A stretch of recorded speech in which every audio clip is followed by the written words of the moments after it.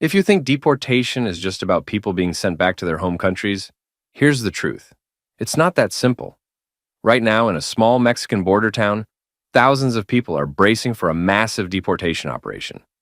But what does that actually look like? I used to think deportation was straightforward. A person crosses illegally, they get caught, and they're sent back. But when I actually started looking into it, I realized how complicated and devastating it really is. Imagine this. You've been living in the US for years. You have a job, a family, a routine. Then one day you're detained, put on a bus, and dropped off in a place you barely know. No home, no money, no way to get back to where you came from. That's exactly what's happening right now.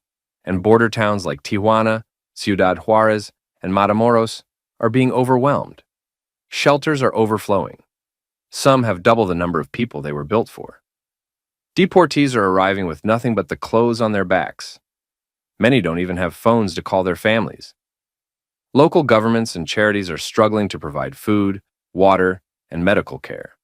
I once met a man who had lived in the US since he was a kid. He was deported at 35, back to a country he hadn't seen in decades. He had no family there, no job, and didn't even speak Spanish fluently anymore. He told me, "I don't belong here. I don't know where to go."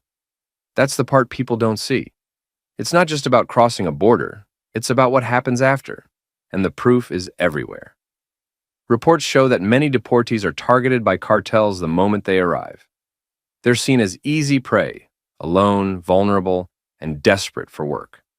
Some end up homeless, stuck in limbo, unable to afford a way back to their original hometowns. Even legal residents and asylum seekers are sometimes deported by mistake, thrown into a system that doesn't always check the details.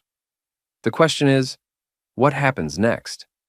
Right now, border towns are doing their best to prepare, but the reality is, they don't have the resources to handle what's coming. More deportations mean more overcrowded shelters, more hunger, more people left in dangerous situations with no way out. So, next time you hear about mass deportations, remember, it's not just about people being sent back. It's about what happens when they get there. And right now, what's happening is a crisis.